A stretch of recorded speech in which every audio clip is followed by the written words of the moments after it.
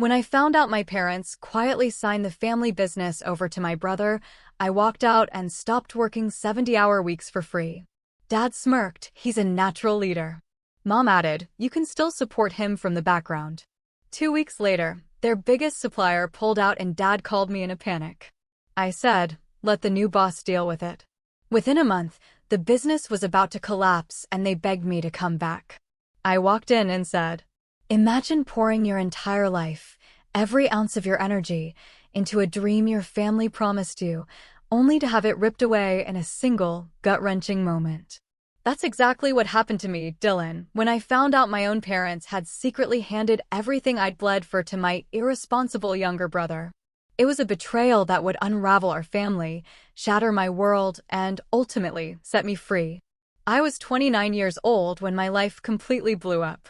Looking back now, I should have seen the cracks appearing years earlier, but I was too deep in the trenches. For most of my adult life, I practically lived at our family business. We're talking 70-hour weeks as my normal, dawn-to-dusk shifts, late-night emergency calls, weekend runs. I wore every single hat you can imagine: sales, logistics, troubleshooting, hiring, even cleaning the office when the janitor quit. I told myself it was all worth it, because one day, this business, this legacy my parents always talked about, would be mine. Or at the very least, I'd be a partner. I believed them with every fiber of my being. Then, one rainy Thursday morning, over a cup of burnt coffee in the break room, I found out my entire future had been rewritten without me, without so much as a whisper of a conversation. I was going over invoices when my dad strolled in, looking unnervingly cheerful for a man who usually started his day with a grumble about fuel costs. He tossed a pen onto the table, grinned, and said, well, it's official. Your brother's the boss now. I froze mid-sip. What? He leaned against the counter like this was the best news ever. We signed over the business last night. Your brother's the majority owner. He's a natural leader, Dylan. You've done great keeping things running, but this is the next step for the company. I just stared at him, my mind reeling. My little brother, Ethan? Ethan, who couldn't even remember to clock in on time, who'd spent the last 2 years using the company van to take his friends on camping trips, was now in charge? My little brother? Mom walked in a second later. Carrying a stack of mail like this was a perfectly normal Tuesday. Oh, don't look so surprised, she said, her tone a mix of forced cheerfulness and that slight, sharp edge she always got when I wasn't immediately falling in line. You can still support him from the background. You're good at the operational stuff. Let him focus on the big picture. I set my coffee down very, very carefully before I threw it across the room. So, you just gave him the business? Just like that? No conversation with me? No warning. Dad's smirk was almost worse than the words themselves. We didn't think we needed your permission. That was the first time I walked out. Not quit, not yet. But I left that morning without saying another word. I drove around for hours, the rain blurring my windshield, replaying every sacrifice I'd made for that company. The birthdays I'd missed. The vacations I'd canceled. The relationships I'd ruined because I was always on call. And apparently, none of it mattered. Not one damn bit. When I showed up the next day, Ethan was already sitting in my chair. Literally. My office chair, feet kicked up on my desk, sipping soda from the company fridge. Management's looking a little different these days, huh? He said with a lazy laugh. I kept my voice calm. Too calm, even to my own ears. Move. He didn't. Come on, man. Lighten up. Dad says I should start learning the ropes. Thought I'd start here. Mom popped her head in at that exact moment, all smiles. Dylan, be supportive. This is a big responsibility for your brother. I think that was the moment something inside me shattered, then shifted. I realized they didn't just hand him the business. They expected me to keep propping him up, to keep doing all the actual work so he could play CEO. I stopped staying late after that. If something broke at 8 p.m., I let it wait until morning. If Ethan forgot to place an order, I didn't scramble to cover for him. The first time I told Dad, that's not my problem anymore, his face turned beet red. 2 weeks later, their biggest supplier pulled out. This wasn't just some random account. We'd relied on them for years. I had personally maintained that relationship, called in favors, even driven across state lines once to fix a deal when things were falling apart. Losing them was a massive, crippling hit. Dad called me in a panic, his voice tense. "You need to call them. Fix this." I leaned back in my chair at home, a strange calm washing over me. "Let the new boss handle it." He went quiet. For a long moment, I could hear him breathing on the other end, like he was trying to hold back a volcanic temper. Finally, he muttered, "We can't afford to lose them." "You should have thought about that before you made your decision," I said, and hung up.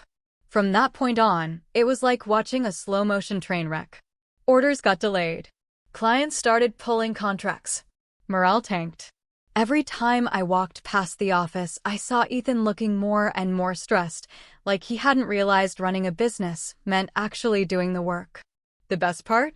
They never once admitted they needed me. Not yet. Instead, Mom would send me little guilt-trip texts, "Family comes first, Dylan." Or Dad would leave voicemails about how we all need to pull together right now. And I ignored every single one. But then came the day that changed everything. The day they finally showed up at my apartment, looking pale and desperate, asking me to come back. And that's where things really started to get interesting. I wish I could say I felt some kind of profound satisfaction seeing them on my doorstep that morning. But honestly, I just felt tired. There they were, standing in the hallway like two kids called to the principal's office. Dad's jaw was tight. Mom had that pinched expression she got whenever she had to admit she was wrong, which wasn't often. Ethan wasn't with them, and that told me everything I needed to know. "Can we come in?" Mom asked, like we were casual neighbors dropping by to borrow sugar. I stepped aside without a word, watching them shuffle into my apartment like they were walking into enemy territory. Dad sat on the very edge of the couch, staring at the floor. Mom tried to break the ice first. "Things have been difficult at the company." I stayed standing. I noticed there was a long pause before Dad finally spoke. "We need your help, Dylan. You know those supplier relationships better than anyone. If we don't get them back, we're in serious trouble." It was almost funny, hearing him say "we." The same man who'd signed my name off the company paperwork was suddenly including me again. "So call your CEO," I said flatly. Mom winced. "Dylan, please don't make this harder. Your brother is doing his best, but he's overwhelmed." "He's just a natural leader," I cut in. "He's just a natural leader," I repeated, my voice ice cold. Her mouth snapped shut. The silence that followed was heavy, suffocating. Dad finally looked up, his eyes hard. "If the business goes under, we all lose. Is that what you want?" I didn't answer right away. Because the truth was, I didn't know what I wanted yet. Part of me, the old me, wanted to swoop in and save the day, like I always had. To prove to them, once and for all, that I was the backbone of this company, the one who made it all work. But a bigger, much stronger part of me wanted them to feel what I had felt when they blindsided me. Powerless. Discarded. Irrelevant. "Go home," I said quietly. "Figure out how to fix your mess." Dad muttered something under his breath as they left, but I didn't catch it. I didn't care enough to ask. The weeks that followed were strangely peaceful for me. For the first time in years, I had weekends free. I slept past 6 a.m. I started going to the gym, cooking actual meals instead of eating takeout at my desk. I even reconnected with some friends I'd been blowing off for years. But while my life got calmer, theirs clearly didn't. I started hearing things. Employees venting to me over text about missed paychecks, late shipments, and Ethan disappearing for hours in the middle of the workday. One night, my phone buzzed with a message from Carla, our best sales rep. "Is this really what you wanted?" Watching us all go down with the ship. That one stung. I wasn't trying to take anyone else down with them. The employees were like family to me. At least, more family than my actual family felt like at that moment. Then came the day Ethan showed up at my gym. He was sweaty, out of breath, like he'd run all the way there. "You've got to come back," he said without preamble. I grabbed my water bottle and just stared at him. "You've never set foot in here before." "What's wrong?" He ran a hand through his hair. "Everything. The numbers are bad. Dad's yelling all the time. Mom's threatening to sell the house to cover payroll. I don't know what I'm doing, man."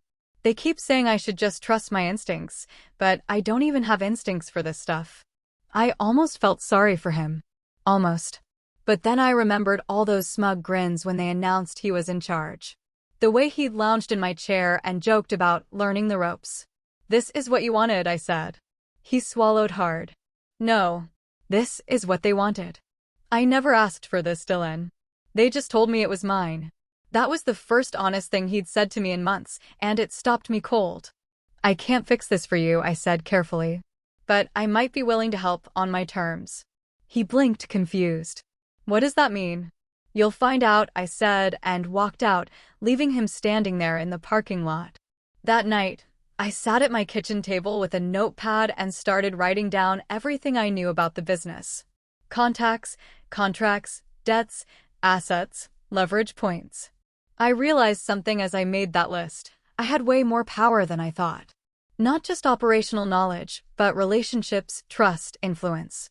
If I wanted to, I could pull this company out of the hole. Or I could burn it to the ground and watch from a distance while they scrambled. For the first time since that awful morning in the break room, I felt something other than anger or exhaustion. I felt calm, focused, in control. I didn't call them the next day or the day after. I waited, letting them sweat, letting things get just a little bit worse. And then, just as I was about to set my plan in motion, something happened at the company that changed the game completely.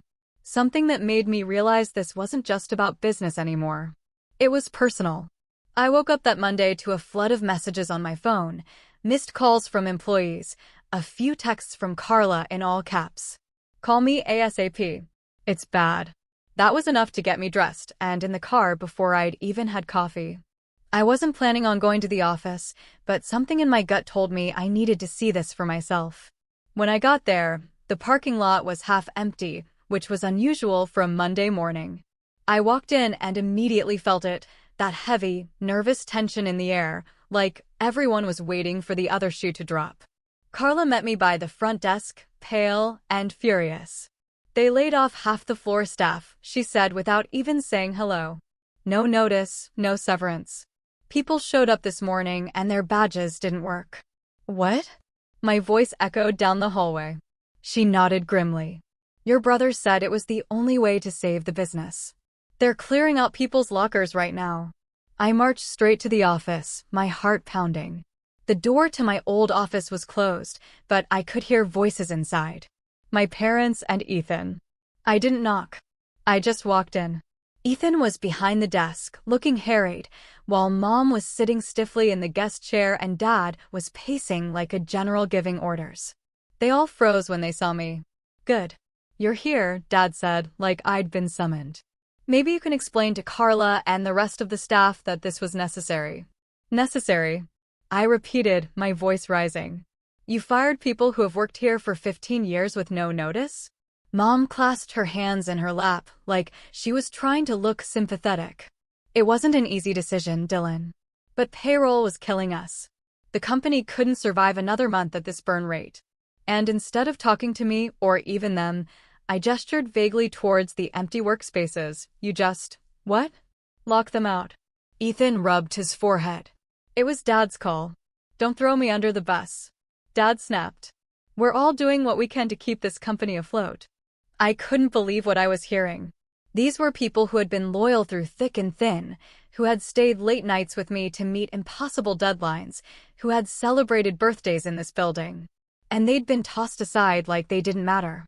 "You could have sold some of the assets," I said coldly. "Scaled back production, negotiated with vendors." There were options. Dad's face darkened. "I don't need a lecture from someone who walked out when things got hard."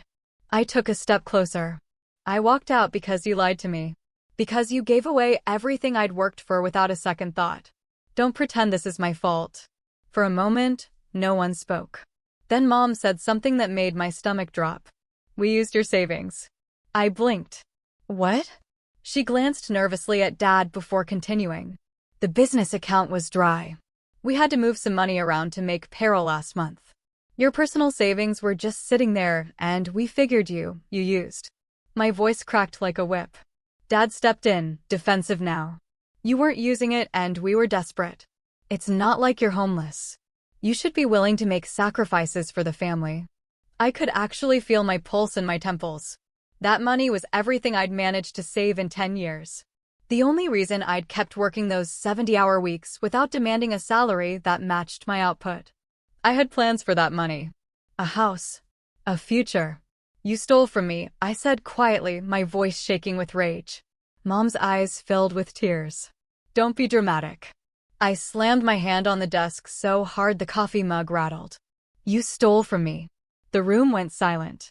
Ethan just stared at the floor, guilt written all over his face. Dad didn't flinch. He just folded his arms. If the company survives, you'll get it back. But we needed it more than you did. That was it. The line they couldn't uncross. It wasn't just about them choosing Ethan anymore. It was about them taking everything I had left and acting like I should thank them for it. I turned on my heel and walked out, ignoring Mom calling my name. Carla was still standing by the front desk when I passed, and she must have seen my face because she didn't say a word. I just got in my car, drove home, and sat there in silence for an hour. That night, I went through every account, every email, every file I had access to, and I still had a lot. My name might not have been on the business anymore, but my fingerprints were everywhere.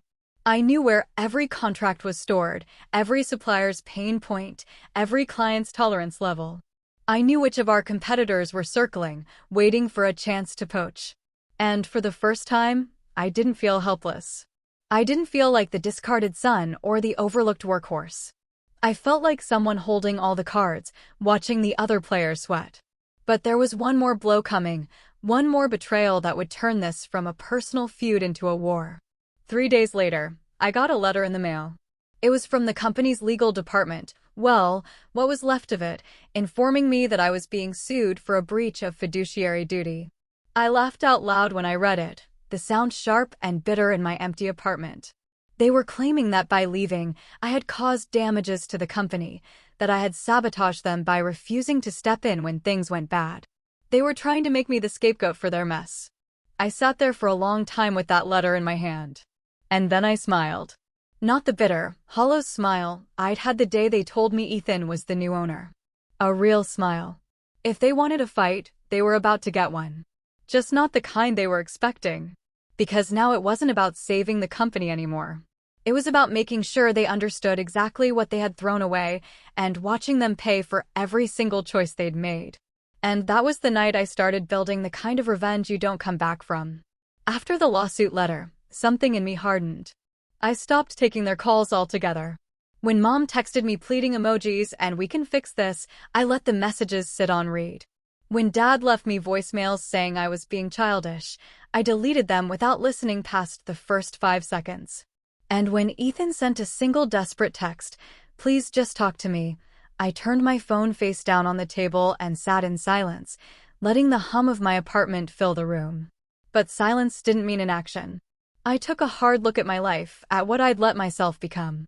For years, I'd been chained to that business, convinced that if I just worked hard enough, I'd earn a seat at the table. But that was the problem. I wasn't at the table. I was on the menu. I was the free labor, the reliable son, the one who didn't make waves. The one they thought would keep sacrificing himself no matter how little they gave back. Not anymore. I started pulling together every scrap of documentation I had, emails, signed contracts, payment histories, text messages where Dad had directed me to make certain deals.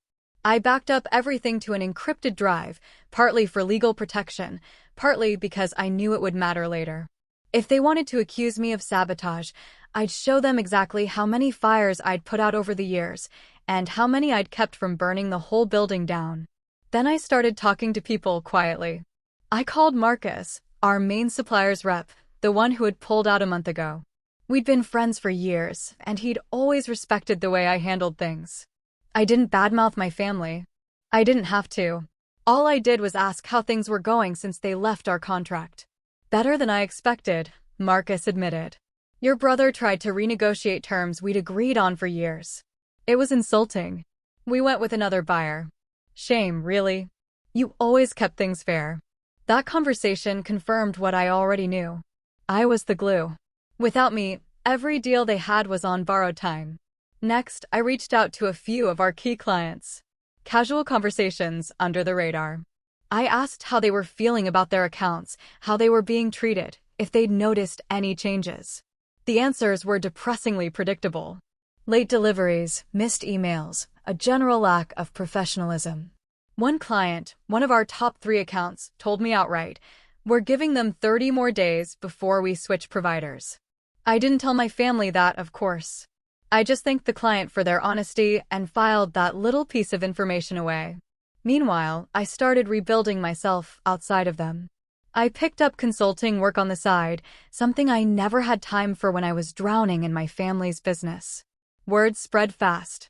Apparently, people had always known I was the one doing the heavy lifting behind the scenes, and they were happy to pay me for my expertise now that I was on my own. For the first time in years, I had money coming and that was mine. No dad controlling the purse strings, no mom borrowing from my savings without asking. Just me, my work, and my bank account slowly refilling. But as my life started to rise from the ashes, the company's decline became impossible to ignore.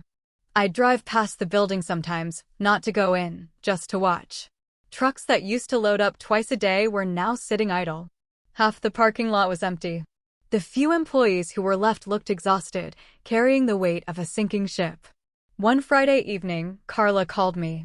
Her voice was shaking. "They cut our hours again," she said. No warning, just an email saying we're all down to 30 hours a week until further notice. People are crying, Dylan. We don't know how we're supposed to pay rent. My chest ached hearing it. These weren't just names on a payroll sheet to me. These were people I'd laughed with, stayed late with, celebrated milestones with. And my parents had treated them like disposable assets. "I'm sorry, Carla," I said softly. "Hold on a little longer. Things are going to change." I didn't know exactly how yet, but I meant every word. The final push came 2 weeks later. I was at a small cafe downtown, laptop open, working on a new consulting proposal, when I saw Ethan through the window. He looked like a ghost, pale, shoulders slumped, dark circles under his eyes. He spotted me and came in without hesitation. "Can we talk?" he asked, and I nodded toward the empty chair across from me. He sat down heavily and ran his hands over his face. "They're selling off equipment now," he said. "Dad's talking about taking out another loan. Mom's. I don't even know.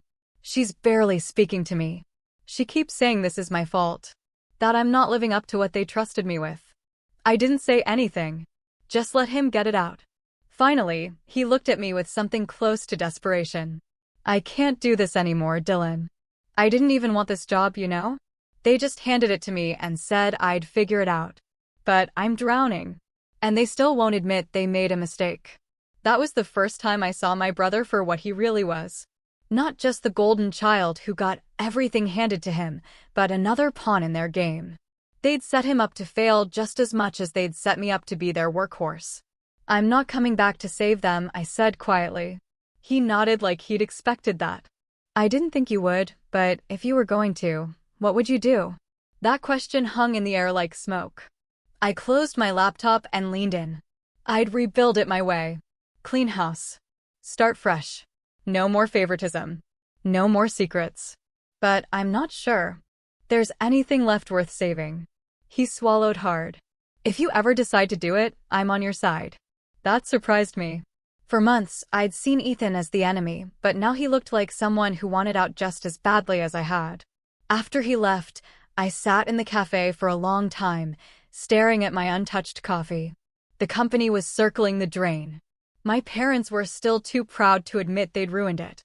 And now, even their chosen heir was ready to jump ship. This wasn't just rock bottom for them. It was rock bottom for all of us. But rock bottom has a funny way of clarifying things. It strips away illusions.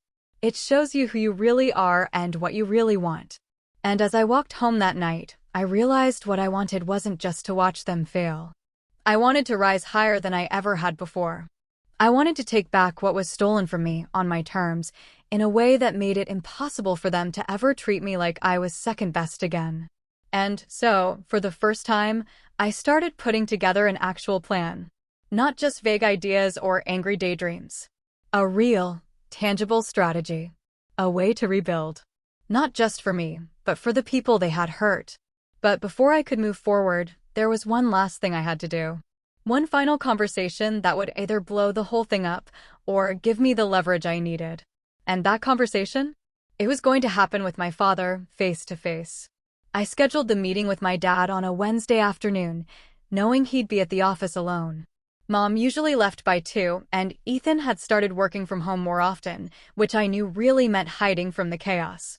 I wanted Dad without an audience. When I walked into the building, the place felt eerily quiet. The receptionist was gone, probably one of the layoffs. The phones that used to ring constantly were silent. It felt less like a business and more like an abandoned shell of what used to be. Dad was in his office when I walked in, hunched over a stack of papers. He looked up, startled, then scowled. "You have some nerve showing up here unannounced," he said. I shut the door behind me and sat across from him. "We need to talk." He tossed his pen down. "We've been trying to talk to you for weeks." "You're the one who walked away." "No," I said evenly. "You walked away from me.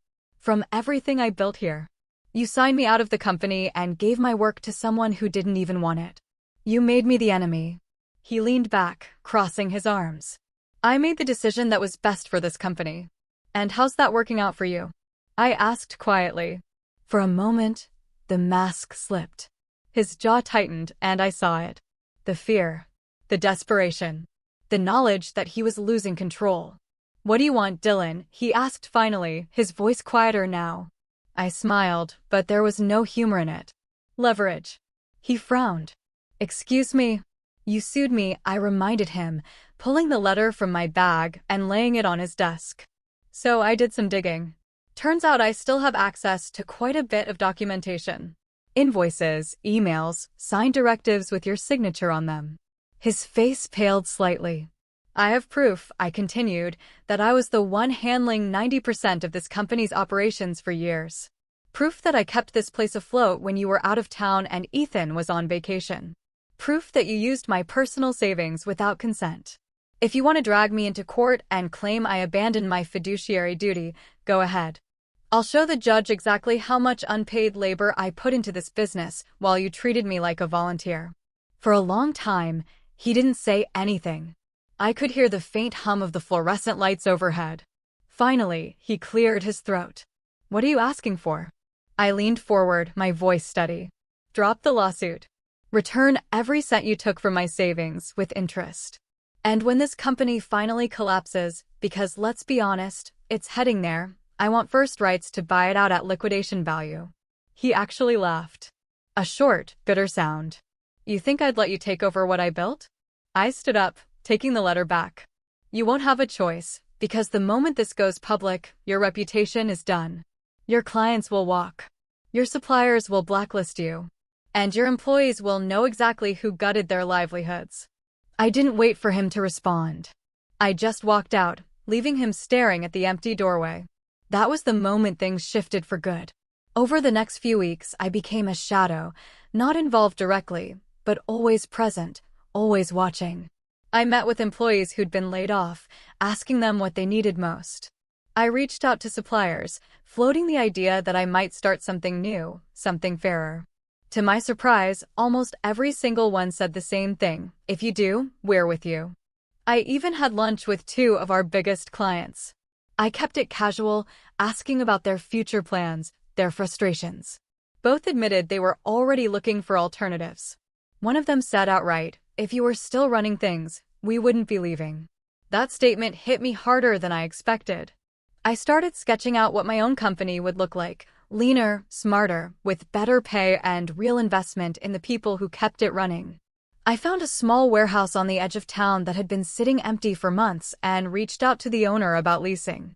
I even talked to a banker about startup loans. For the first time, I wasn't just reacting to what my family did. I was acting on my own terms. Meanwhile, the family business was circling the drain faster than ever. Equipment sales brought in some quick cash, but it wasn't enough. Payroll kept shrinking. One by one, key staff quit. Carla texted me one night. "I'm giving my 2 weeks tomorrow. I can't do this anymore." I told her to wait. "Hold out a little longer," I wrote back. "I have a plan, and when I move, I want you with me." She replied instantly, then I'm in. Just say when. Ethan stopped by my apartment again a few days later. He looked even worse than before, but there was a strange relief in his face when I opened the door. "Dad's furious," he said as soon as he walked in. "He says you threatened him. He says you're trying to destroy the company." "I'm not trying," I said, motioning for him to sit. "He's doing that all on his own. I'm just making sure when it happens, I'm ready to pick up the pieces." To my surprise, Ethan nodded. "Good, because I think I want in." That made me pause. "You want in?" He nodded again, more firmly this time.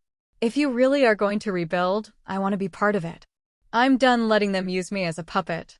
I studied him for a moment, trying to decide if I believed him.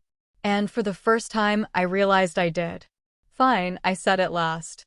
"But if you're in, you play by my rules. No shortcuts, no favoritism. We do this right." He grinned faintly. And for the first time in months, I saw my brother. Not the entitled golden boy, but the kid who used to sit with me in the garage building model cars until midnight. "Deal," he said. That night, I stayed up until 2 in the morning finalizing my plan. I called the banker the next day and secured the funding. I signed the lease on the warehouse. I drafted offer letters for the employees I wanted to bring with me. The pieces were falling into place.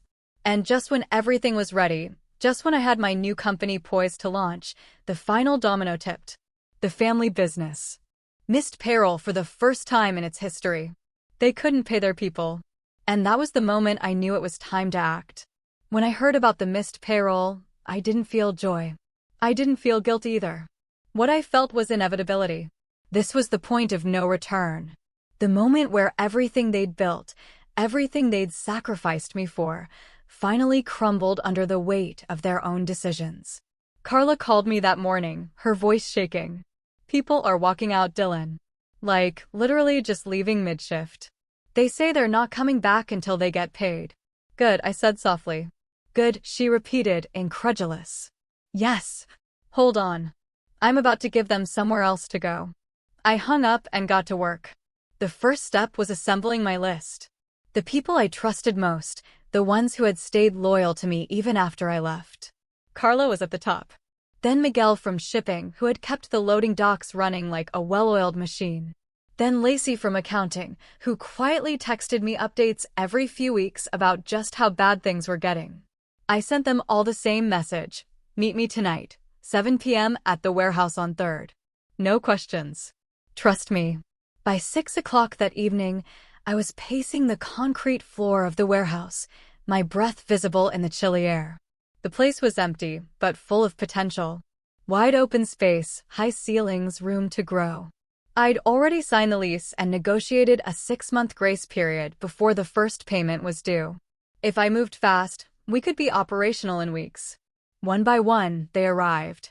Carla first, her coat pulled tight against the cold, then Miguel, then Lacey. Soon, there were nearly a dozen people standing in a loose circle, murmuring questions. I stepped into the center and took a deep breath. "I called you here because it's time," I said, my voice echoing off the walls. "You've all seen what's happening at the company. You know it's not coming back from this. I'm not asking you to save it. I'm asking you to help me build something new." There was a long silence. Then Carla crossed her arms. "And how exactly do you plan to do that? We don't have equipment. We don't have trucks. We don't even have a payroll right now." I smiled. "We will. I've secured funding. I've got a lease on this place. I've already lined up 2 suppliers who are willing to work with me the moment we're ready to start production. And if I have the right team." I looked around the circle, meeting each pair of eyes. "I can land clients before the end of the month." Miguel let out a low whistle. "You're serious?" "Dead serious." Lacey spoke next, hesitant, but hopeful. "And what happens when your parents find out?" "Then they find out," I said simply. "But by the time they do, it'll be too late to stop us." The room was quiet for a long moment. Then Carla stepped forward and held out her hand. "I'm in," she said. One by one, the others followed.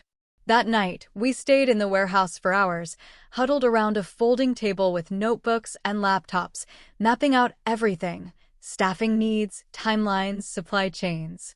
Miguel made a list of the equipment we'd need to get started. Lacey began sketching out a budget. Carla started drafting letters to potential clients, positioning us as the better alternative, faster, more reliable, built on trust. When I left that night, I felt lighter than I had in months. For the first time, I wasn't just reacting to my parents' choices. I was making my own. The next step was leverage. I knew my parents' finances were strained, but I didn't know how badly until Lacey slid a folder across the table at our next meeting. "They're months behind on payments to half their vendors," she said quietly. "If someone, say, a competitor, made a better offer, those vendors would drop them in a heartbeat." I nodded slowly. "Then that's exactly what we'll do." Within a week, I had personally called every vendor I had a relationship with. I didn't trash talk my parents, didn't beg them to switch.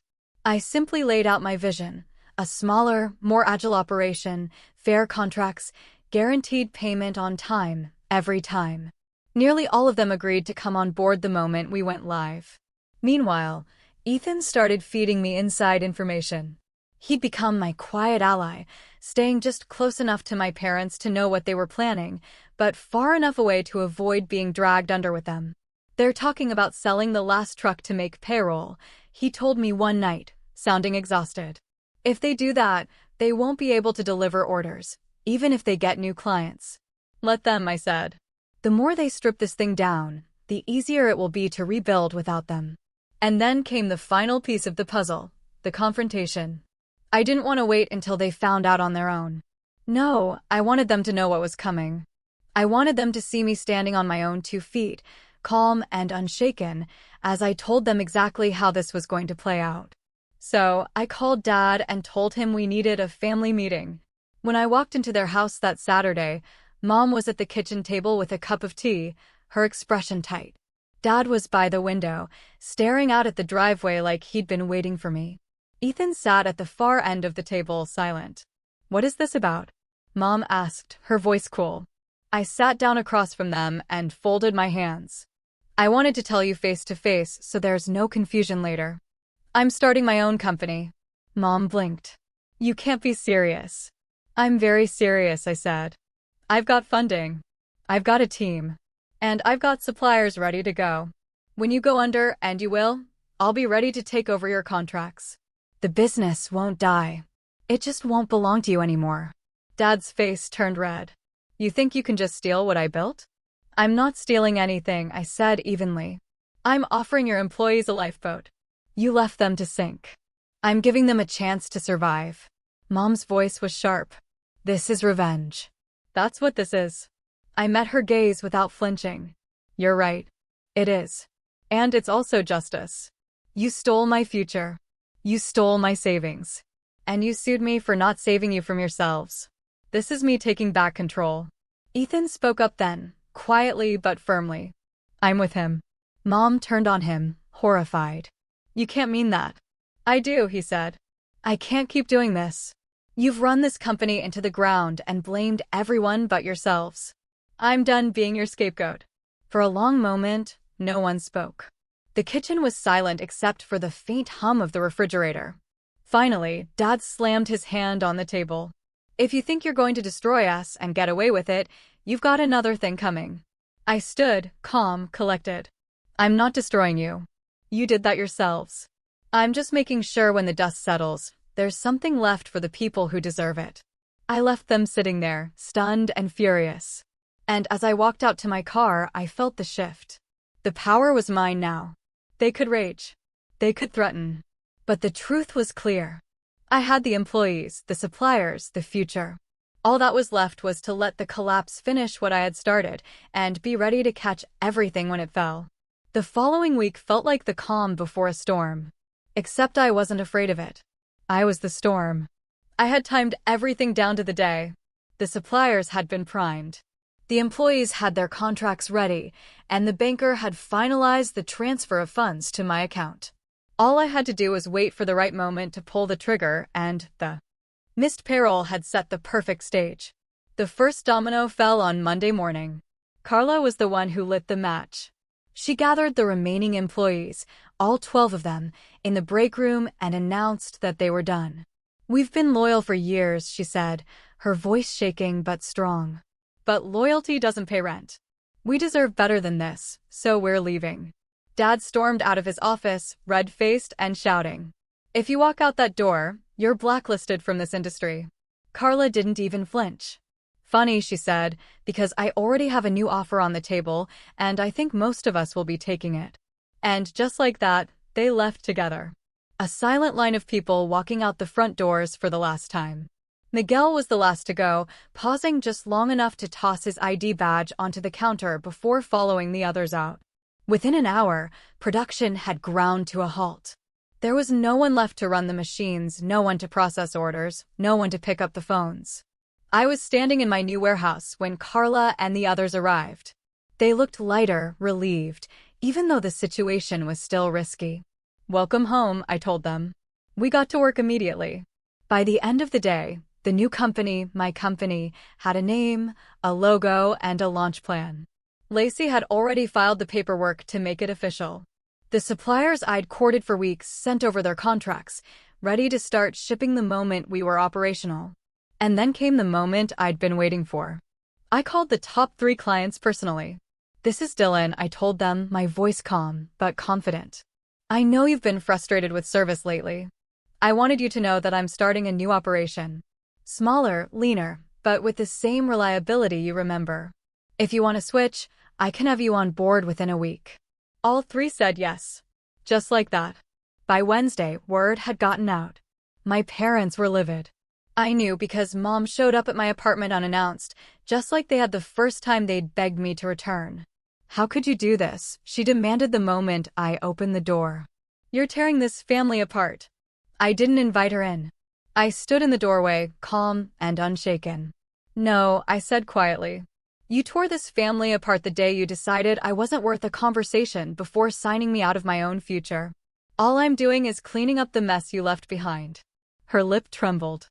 "Your father is furious. He says he'll take legal action." "Let him," I said. "I have documentation that will bury him if he tries.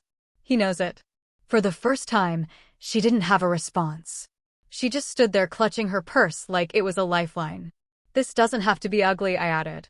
"You could walk away with some dignity left. But if you keep fighting me, you're going to lose everything." She left without another word. That night, I stood in the middle of the warehouse watching the team unpack new equipment. The air smelled of dust and fresh paint, and there was a buzz of energy I hadn't felt in years. It wasn't just business, it was possibility. And then, as if the universe was rewarding my patience, the final piece fell into place. Lacey came running over with her laptop. "You have to see this," she said breathlessly. She turned the screen toward me. And there it was, the announcement that my parents' company had defaulted on its largest loan. The bank was seizing assets. Trucks, machines, everything. "This is it," I said softly. The next morning, I put on my best suit and drove to the auction. It wasn't glamorous, just a handful of bidders and a tired-looking bank representative. But when the bids opened, I raised my paddle with a calm confidence I didn't feel the first time I'd walked out of that company. One by one, I bought everything, the machines, the trucks, even the office furniture. And I got it all for pennies on the dollar. When the paperwork was signed and the keys were in my hand, I didn't go straight to the warehouse. No, I drove back to the office one last time. Dad was there, sitting in the empty space like a king without a throne. "You," he said when I walked in, his voice shaking with fury. "Me," I agreed. I set the keys down on the counter. "These are mine now." His face went white. "You think this makes you better than us?" "No," I said, my voice calm. "It just makes me free." I turned to leave, but stopped in the doorway. "Oh," I added over my shoulder. "And I'll be moving the equipment out by the end of the week. You might want to lock up before then. Wouldn't want someone to break in." I didn't wait for his response. I walked out into the sunlight, the keys jingling in my hand like a victory bell. But this wasn't over yet. No, the real revenge would come when the world saw the rise.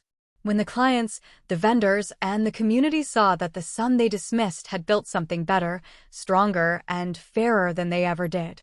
And when the first contracts started rolling in, when my parents realized that not only had I taken the company they refused to give me, but I had turned it into something they could never have imagined, that would be the moment I'd been waiting for all along. And I was only days away from making that moment happen. Launch day didn't feel like a launch day. It felt like the first day of my real life.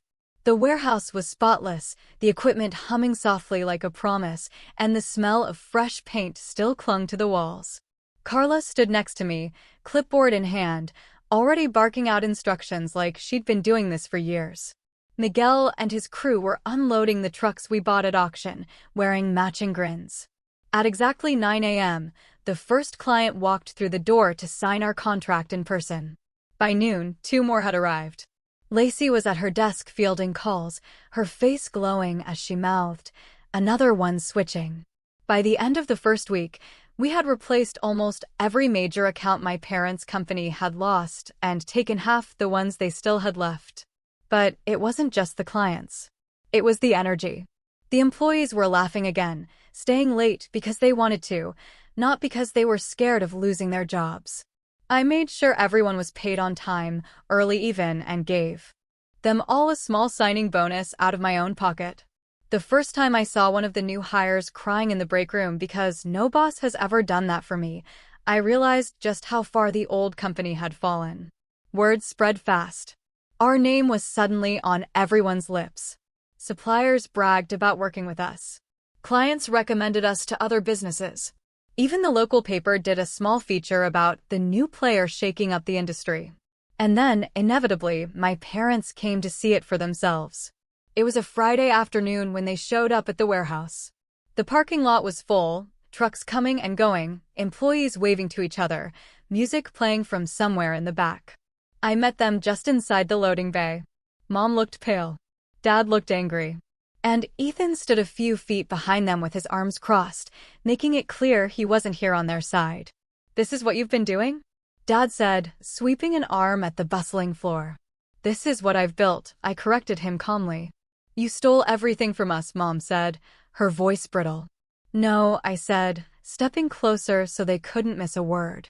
"I offered you chance after chance to do the right thing. You ignored me. You signed me out of the business, stole my savings, sued me for walking away, and blamed everyone but yourselves for the mess you made. I didn't steal this. I earned it." For a moment, they just stood there, silent. The noise of the warehouse went on around us, a constant reminder that life was moving forward with or without them. "You could still come back," Mom said suddenly, her tone soft, almost pleading. "We could rebuild together, as a family." I actually laughed at that. A short, disbelieving sound. "Rebuild what?" "There's nothing left to rebuild. Your company's gone, and you did that yourselves. This is the future now, and you're welcome to watch from the sidelines." Dad's face turned red. "You think this makes you some kind of hero?" "No," I said simply. "It just makes me free." They left without another word. And for the first time in my life, I didn't feel the crushing weight of trying to win their approval. I didn't feel the guilt or the anger or the exhaustion. I felt peace. Over the next few months, the old company was formally dissolved. The bank sold off what little remained. The building was emptied and eventually listed for sale. My parents tried starting a smaller operation out of their garage, but with no employees, no suppliers, and no clients, it fizzled out within a few months. Meanwhile, my company thrived. We doubled our staff by the end of the first quarter and had to lease the neighboring warehouse for more space. Clients began referring new business faster than we could keep up. We implemented profit sharing for the employees, and morale skyrocketed. One evening, months later, I drove past the old office building. It was dark, the windows dusty, a for lease sign swinging in the breeze. For a moment, I just sat there in my car staring at it, remembering all the nights I'd spent inside working until my eyes blurred. And then I smiled, because that building wasn't my prison anymore. It was just an empty shell, a reminder of who I used to be and how far I'd come. A few weeks later, we had a company barbecue outside the warehouse. Employees brought their families, music played, and kids ran around the parking lot. Carla stood next to me, holding a plate of food, and said, "You know, they talk about you like you're some kind of legend. The guy who wouldn't let them sink." I looked out at my team, my people, laughing, eating, living. "I'm not a legend," I said softly. "I'm just finally where I'm supposed to be." And that night, as I locked up and turned off the lights, I glanced once more toward the empty road that led back to my parents' house. I thought about all the years I'd spent chasing their approval, waiting for them to see my worth. But I didn't need them to see it anymore. They could keep their silence, their pride, their empty house filled with regrets. Because I had built something real. And this time, no one could take it from me. I locked the door behind me, smiled to myself, and whispered the words I'd waited years to say. It's all mine now. If you enjoyed this story, don't forget to hit that like button, subscribe for more crazy Reddit tales, and ring the bell so you never miss the next one. And hey, share your thoughts in the comments. I'd love to know what you would have done in this situation.